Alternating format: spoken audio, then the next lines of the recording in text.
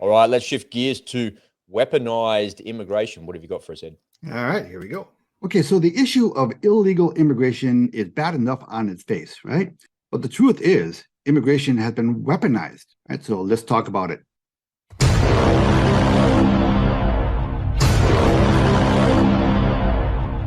Okay, so illegal immigration has been a problem for many years now, right? Not just in America, but also in many countries in Europe. But in the past couple of years, this issue has accelerated and gotten even worse. And now this week is going to be like the granddaddy of all surges because Title 42 is due to expire this week. So without getting into a long discussion about what Title 42 is, this just suffice to say that it gave our officials a lot of ammunition, a lot of tools to turn away illegal immigrants. But that's expiring. Now, I'm going to cheat a little bit and share a video from the people at Redacted. They did a really good job explaining this topic. Now, I did edit it quite a bit to save time, but I think I've got the salient points in it. So let's watch this video, and then we'll talk about it afterward. If you thought it was bad now, just wait until Tuesday when Title 42 runs out. The U.S.-funded invasion of America kicked into high gear this weekend. The videos are just unbelievable of all sorts of thousands of illegal migrants pouring into Texas. Over the past 24 hours, we've seen extraordinary videos and positions from politicians that make your jaw drop. Just go to New York City. Here's a map of New York City. Now, look at this map. What is the big green thing in the center of Manhattan? Anybody? Central Park. Central Park. Yeah, Central Park. See that giant? It's the largest. New York is saying, yes, send all your migrants here. We'll turn Central Park into a tent city so that this entire green space in the middle of your screen will be filled with tents. Here's a question. If tuberculosis is a concern, is that a communicable disease? TB, massively important and very, very dangerous. We'll get into that problem in a second. Many are calling what's happening at the U.S.-Mexico border a deliberate invasion of the United States, a well-orchestrated invasion. This isn't just like by chance. All of those countries that he was just talking about, Venezuela, Nicaragua, many of them have been specifically destabilized thanks to the United States intervention in those countries. Right, exactly. So the everyday buses by the hundreds are coming through the Darien Gap in Darien Province, Panama, at these U.S.-funded camps headed for the United States, tens of thousands. I mean, just look at these buses. These are filled. These are state-of-the-art buses, filled, just leaving Darien Gap in Panama and heading right there, filled with people that are coughing uncontrollably, with tuberculosis, scabies, lice. And this isn't just like conspiracy theory. And this is the video that he shot the other night of these buses filled with immigrants, many of them coughing uncontrollably. And he calls them tubercubuses. I mean, that sounds awful. That's what they are. And they're coming right into the United States. He tweeted this the other day. He said, good morning. While you slept, the occupation government, United States, was assembling its replacement army to kill you. These useful idiots will be disposed of later. Now comes your turn to experience genocide. So I asked Michael, and I sat down with him. I said, we started by saying, can you explain what is exactly happening at the Darien Gap? And actually, at the instantaneous rate of bus flow from Darien Gap is about 30 to 40 bus loads per day. That's increasing. But there are hundreds that are coming through when you start adding up, for instance, Guatemala, El Salvador, Mexico. A weaponized migration. And this is happening not just in the United States, but it's happening all throughout Europe. It's happening on a number of places. So this isn't just happening in the United States. It's important for us as people of the world to understand what's happening to the United States and how it's being weaponized. Well, they're weaponizing people against people. Yeah, that's exactly what they're awful. doing. Yes, it's exactly what they're doing. So who's paying for all these buses? Who's paying for these state-of-the-art buses? Who's paying the bus drivers? United States. For instance, Mayorkas, Alexander, Mayorkas, the chief of Homeland Security, he just came down to that camp where those buses are coming out of. That's called San Vicente Camp, right? We are openly funding it. It's not hidden. Our flag is on tents inside that camp, and also at Las Blancas camp, and also in Bajo Chiquito village and Canan Membrillo village. These actually 5 major camps. There's another one up near David, near Costa Rica.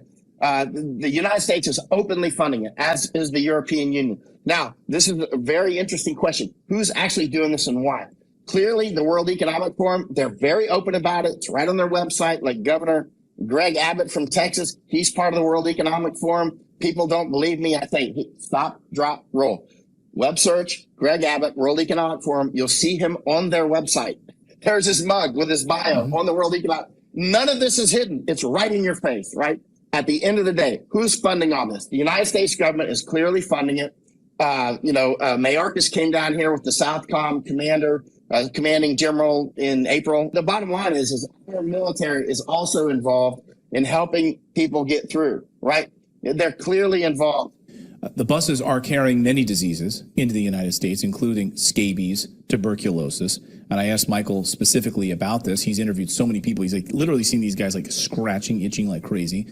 Scabies is another very serious disease, and which is clearly spreading, not to mention multi-drug resistant tuberculosis, which is coming up Highway 1 every day on these buses right now. It's already all over the United States. Tuberculosis.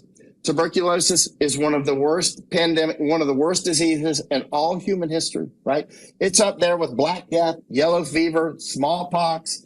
It's Mac Daddy, right? This is not Spanish flu. Spanish flu was bad, but Spanish flu was like an ultra cold, right? It killed tens of millions of people maybe, but it's nothing like tuberculosis. And there's other things coming up as well. Nobody is being screened. No one's being screened for it. Hop on the bus. We don't care if you're coughing.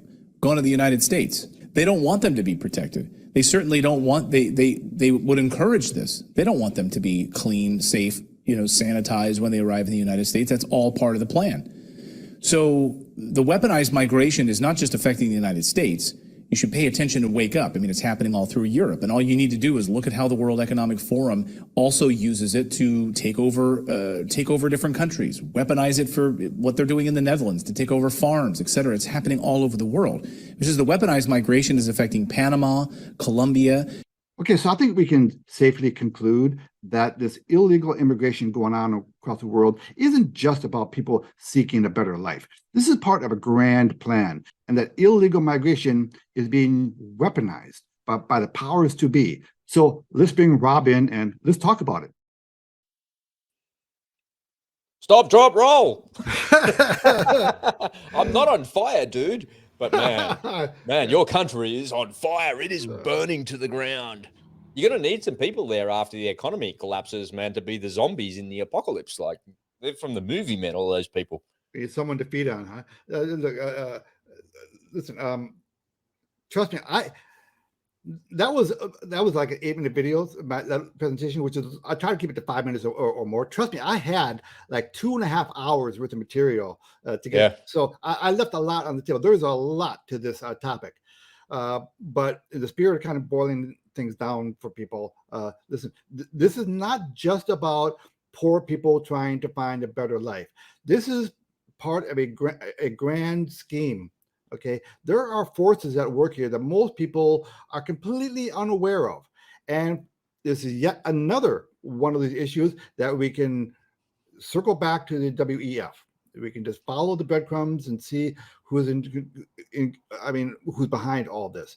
This is a worldwide effort to listen. These people, the global elites who want their one world government, they've got to take certain countries down a peg. Okay, and so how do you take America down a peg? How do you take France, Germany? How do you take the wealthy countries down a peg? You do whatever you can to impoverish them, and that's what I believe is going on. This is a concerted effort to impoverish the well-to-do countries, so that eventually we all end up on this. We look for help.